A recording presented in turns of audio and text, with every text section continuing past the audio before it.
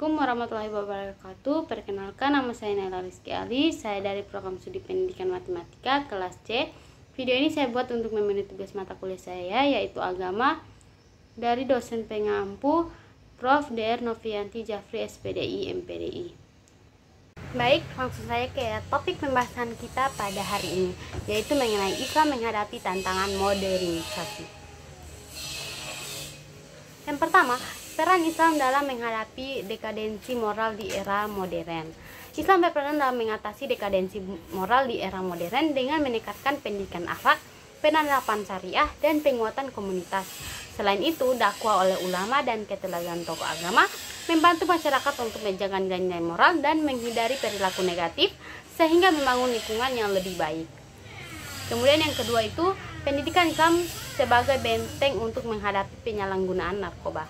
Pendidikan Islam berfungsi sebagai benteng dalam menghadapi penyalahgunaan narkoba dengan menanamkan nilai-nilai moral, akhlak, dan kesadaran akan bahaya narkoba sejak usia dini melalui kurikulum yang mengajarkan pentingnya kesehatan fisik dan spiritual, serta menjelaskan konsekuensi negatif dari penyalahgunaan narkoba. Pendidikan Islam dapat membentuk karakter dan sikap preventif. Selain itu, peran keluarga dan komunitas dalam mendukung pendidikan berbasis Islam sangat penting untuk menciptakan lingkungan yang aman dan mendukung. Dengan demikian, pendidikan Islam berkontribusi dalam mencegah penyalahgunaan narkoba dan membangun generasi yang lebih sehat dan beretika. Kemudian ada Islam dan pemberantasan korupsi dalam perspektif etika dan perspektif hukum. Dalam perspektif etika, ajaran Islam menekankan integritas, kejujuran, dan tanggung jawab.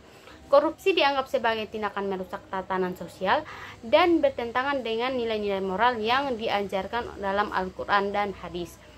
Umat Islam diajak untuk menjunjung tinggi prinsip keadilan dan menghindari segala bentuk penyalahgunaan wewenang. Kemudian dalam perspektif hukum, dalam hukum Islam, korupsi termasuk dalam kategori tindakan haram dan dapat dikenakan sanksi yang berat. Pemimpin dan pejabat publik diharapkan untuk menjalankan amanah dengan baik dan transparan. Hukum Islam mendorong akuntabilitas dan keadilan dalam mengelola sumber daya publik. Yang ketiga adalah penerapan nilai-nilai Islam dalam penanggulangan kriminalitas dan penyalahgunaan narkoba di kalangan remaja, melibatkan beberapa pendekatan. Pendekatan yang pertama itu ada pendidikan akhlak, mengintegrasikan pendidikan moral dan akhlak dalam kurikulum untuk membangun kesadaran remaja tentang bahaya narkoba dan konsekuensi tindakan kriminal. Kemudian yang kedua itu ada pembinaan spiritual, mengajarkan pentingnya ibadah dan kedekatan kepada Allah Subhanahu wa taala yang dapat memberikan kekuatan mental dan spiritual bagi remaja untuk menjauhi perilaku negatif. Yang ketiga itu ada komunitas yang mendukung menciptakan lingkungan sosial yang positif melalui kegiatan komunitas seperti pengajian, seminar, dan pelatihan yang menekankan nilai-nilai Islam. Kemudian yang keempat itu ada keteladanan, menjadi teladan yang baik dari orang tua, guru, dan tokoh masyarakat untuk menunjukkan perilaku yang sesuai dengan ajaran Islam. Kemudian itu ada program rehabilitas, menyediakan program rehabilitas yang berlandasan nilai-nilai agama bagi remaja yang terlibat dalam penyalahgunaan narkoba dengan pendekatan yang mengutamakan pemulihan moral dan spiritual. Baik, selanjutnya tantangan modernisasi terhadap akhlak umat Islam. Tantangan modernisasi terhadap akhlak umat Islam terlihat dari berbagai aspek kehidupan sehari-hari. Salah satu dampaknya adalah pengaruh globalisasi yang membawa masuk nilai-nilai asing seringkali bertentangan dengan ajaran Islam seperti hedonisme dan materialisme.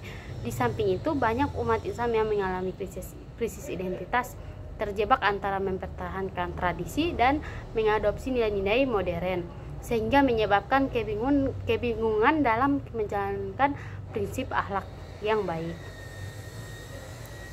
Teknologi dan media sosial juga berperan besar dalam perubahan perilaku, di mana penyebaran konten negatif dapat mengikis norma-norma moral yang diajarkan dalam Islam. Selain itu, dekadensi moral yang ditandai dengan meningkatnya perilaku amoral seperti korupsi dan penyalahgunaan narkoba menjadi tantangan yang serius bagi umat Islam. Materialisme yang menekankan pencapaian fisik dan materi seringkali mengabaikan nilai-nilai spiritual, mengakibatkan hilangnya keseimbangan antara kehidupan duniawi dan ukhrawi. Kemudian untuk menghadapi tantangan-tantangan ini diperlukan upaya kolektif dan individu, keluarga dan komunitas untuk menangguhkan kembali nilai-nilai akhlak dalam kehidupan sehari-hari. Kemudian itu ada Islam sebagai solusi terhadap krisis nilai dalam masyarakat kontemporer. Islam dapat menjadi solusi terhadap krisis nilai dalam masyarakat kontemporer dengan menawarkan panduan moral dan etika yang jelas. Ajaran Islam menekankan pentingnya integritas, kejujuran, dan bertanggung jawab sosial yang dapat membantu individu dan komunitas mengatasi tantangan moral seperti korupsi, penyalahgunaan narkoba, dan perilaku amoral lainnya. Melalui pendidikan yang berlandaskan pada nilai-nilai Islam, masyarakat diajak untuk mengembangkan karakter yang baik dan membangun solidaritas. Selain itu, prinsip-prinsip keadilan dan keseimbangan yang diajarkan dalam Islam dapat mengarahkan individu untuk lebih peduli terhadap kesejahteraan orang lain dan lingkungan sekitar. Dengan demikian, penerapan nilai-nilai Islam dalam kehidupan sehari-hari dapat memberikan fondasi yang kuat untuk membangun masyarakat yang etis dan beradab. Kemudian yang terakhir, tantangan dakwah dalam Islam dalam mengenai masalah korupsi dan dekadensi moral. Tantangan dakwah Islam dalam menangani masalah korupsi dan dekadensi moral meliputi beberapa aspek. Pertama, dakwah seringkali dihadapkan pada resistensi dari masyarakat yang terjebak dalam kebiasaan negatif atau nilai-nilai materialis sehingga sulit untuk mengubah pola pikir atau perilaku mereka. Kedua, kurangnya pemahaman tentang ajaran Islam dan pentingnya akhlak yang baik dapat menghambat efektivitas dakwah. Selain itu teman-teman, dakwah juga perlu beradaptasi dengan kemajuan teknologi dan media sosial yang seringkali menyebarkan informasi yang bertentangan dengan nilai Islam. Di sisi lain, para ulama perlu menunjukkan keteladanan dan perilaku sehari-hari agar dapat dipercaya oleh masyarakat.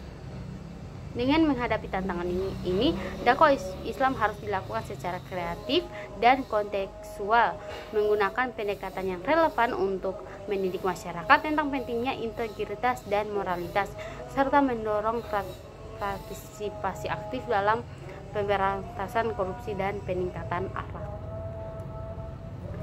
Mungkin sekian dari materi yang dapat saya sampaikan. Billahi taufiq wal hidayah. Wassalamualaikum warahmatullahi wabarakatuh.